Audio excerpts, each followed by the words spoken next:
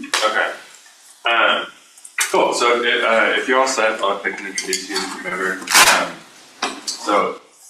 Thanks for being able to talk today. This is Trevor Gale, and correct me if I'm wrong here, but did your PhD at Stanford and are now at Google DeepMind. And he's going to talk about the MegaBlocks paper, which hopefully most of you have looked at and read and generated some questions for, and also just generally sparsity and training. So you can take it away, Trevor. Yeah, awesome. Thanks. Can you guys hear me okay? Everything? I'm in a little box and I see all of you in a big room, so it feels very weird. But yeah, hopefully it works. And you can see my slides. Let's see. Good? Yeah. Okay.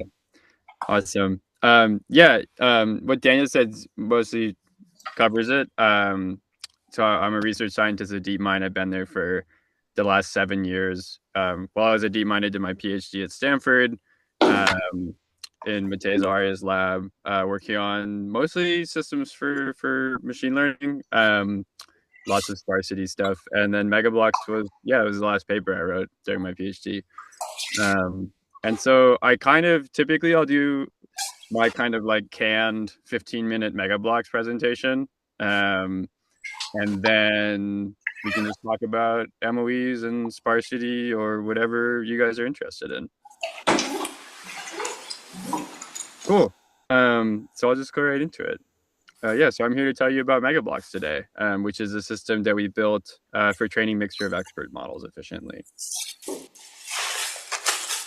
So a mixture of experts model is any architecture that incorporates MOE layers. And each MOE layer is going to be made up of many small neural networks that we call experts. So during training, the input to a neural network layer is a batch of feature vectors that are often called tokens. And then starting from the input, we can break down an MOE layer into 4 steps.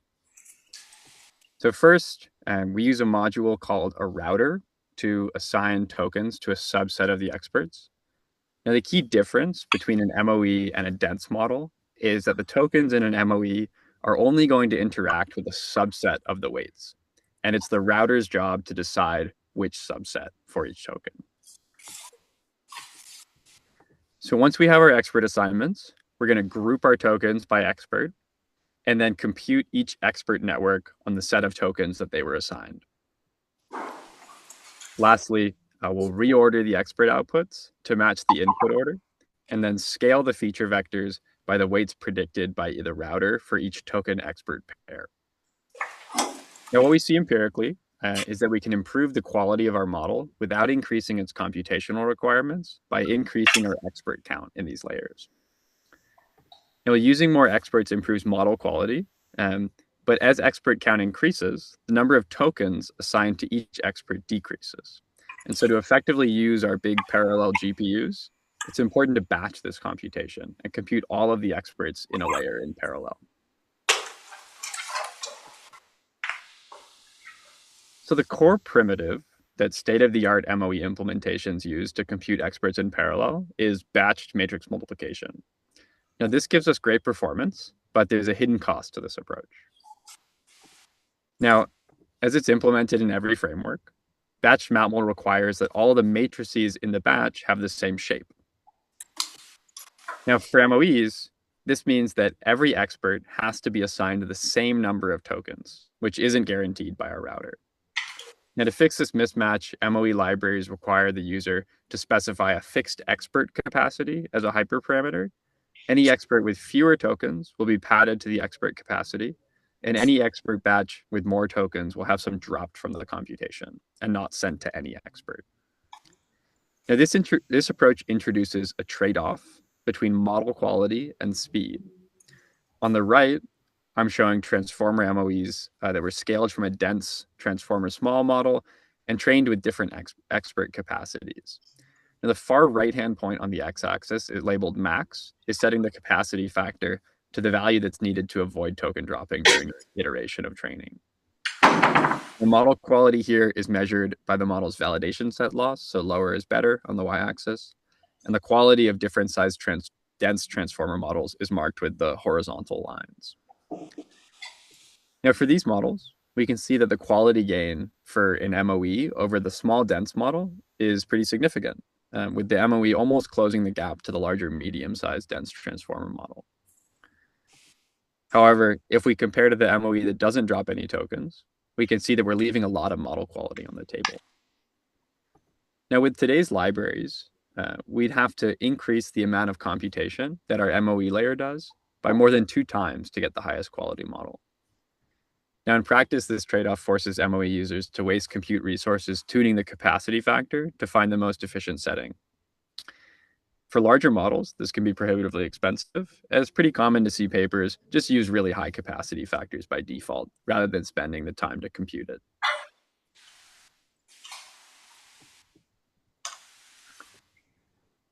So in order to avoid this pitfall, MegaBlocks is designed around a generalization of MOEs as structured sparse computation. Our approach is based on the observation that we can equivalently write this computation as a mapmul with a block diagonal output. Then we can generalize the computation so that the blocks can have a variable number of rows, which allows us to support load imbalanced assignments of tokens to experts efficiently. So the way we do this in MegaBlocks is to partition these larger variable size blocks into smaller fixed size blocks, and then compute the expert layers using block sparse matrix multiplication. Now, as I'll show later in the talk, a coarse-grained block sparse matrix product can match the performance of dense computation on GPUs, but with flexibility that we can exploit to increase the efficiency of our models. So our vision with MegaBlocks is to generalize the mixture of experts architecture to improve the model quality that we can get for a given compute budget.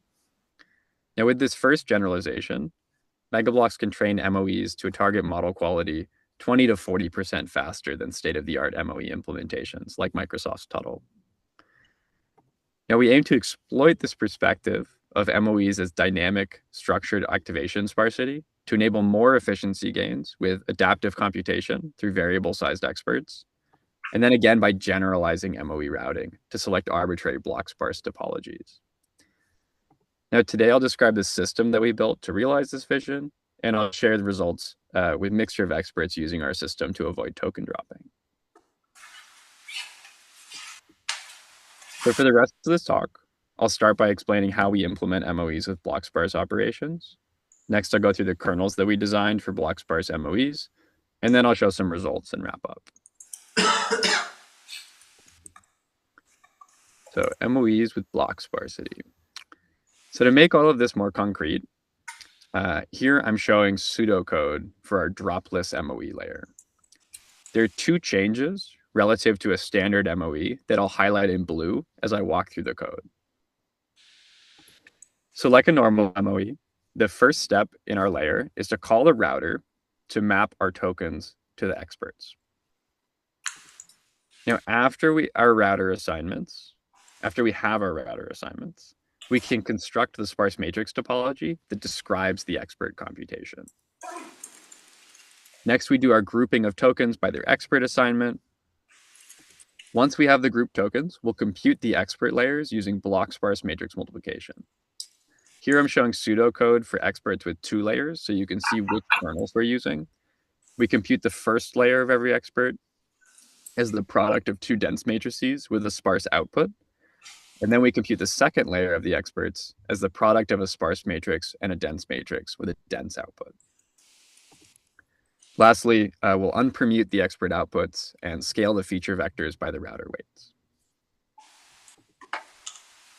So here I'm showing that same expert computation, but visually, so that I can highlight where the sparse matrix comes into play. So for the first expert weight matrix, we compute the product of the weights with the permuted input activations, but only compute the non-zero blocks in the output that were selected by the router. For the next set of weights, we compute the product of this sparse matrix with the expert weights. To construct experts with more than 2 layers, you can just iterate this process with the same sparse matrix topology.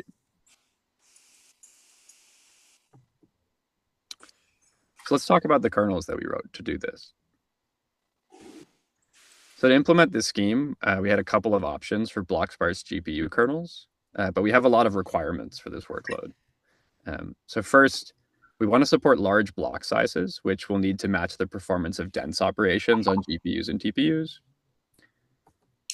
Second, we need kernels to support transposition of both inputs so that we can compute our forward and backward passes. Third, we need to use a sparse matrix encoding that allows for load imbalance in the rows and columns of our sparse matrix. And then lastly, constructing the sparse matrix needs to be very cheap, since it's going to change in every forward pass and for every MOE layer in the model. But unfortunately, we found existing libraries didn't fit these requirements. With cuSparse, we don't have support for transposition, and the LPAC sparse matrix format that they used doesn't support matrices with a varying number of non-zeros in each row. With Triton block sparse, we found that they use an expensive preprocessing step on the sparse matrix because their kernels are designed for workloads where the sparse matrix topology isn't changing. For MOEs, we'd have to pay this cost on every kernel invocation, which made Triton 5 to 10 times slower than just using batched mapmul in our benchmarks. So in the end, we wrote our own library of block sparse kernels so that we could design them for the constraints of the workload. In order to meet our requirements, our library exploits a hybrid sparse matrix encoding. By storing many different views of the sparse matrix, we can choose the most efficient encoding for each of the different operations that we need to compute. So for products with a sparse matrix input, we used a blocked CSR format, which is good for your standard sparse matrix contractions.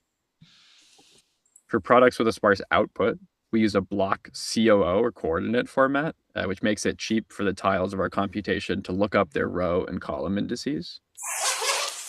And then lastly, we construct what we call a transpose index, which allow us to iterate through the compressed storage in transposed order.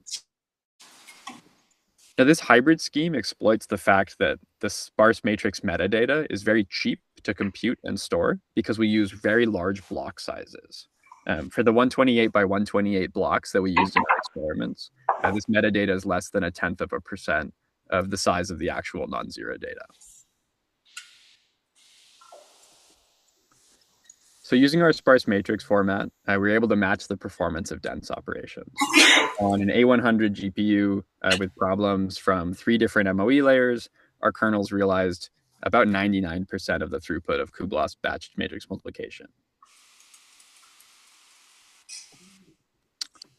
So putting this all together,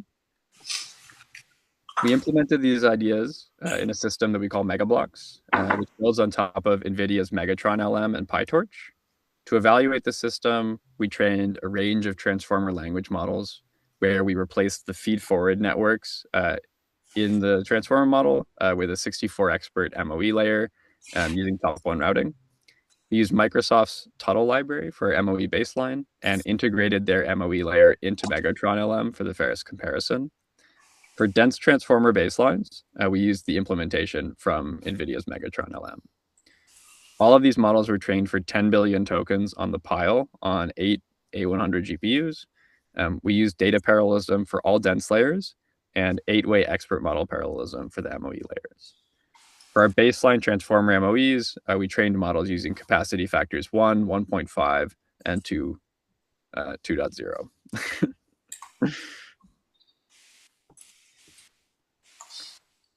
So the results for these experiments are shown on the right. The y-axis is validation loss, and the x-axis is training time, so lower and to the left is better.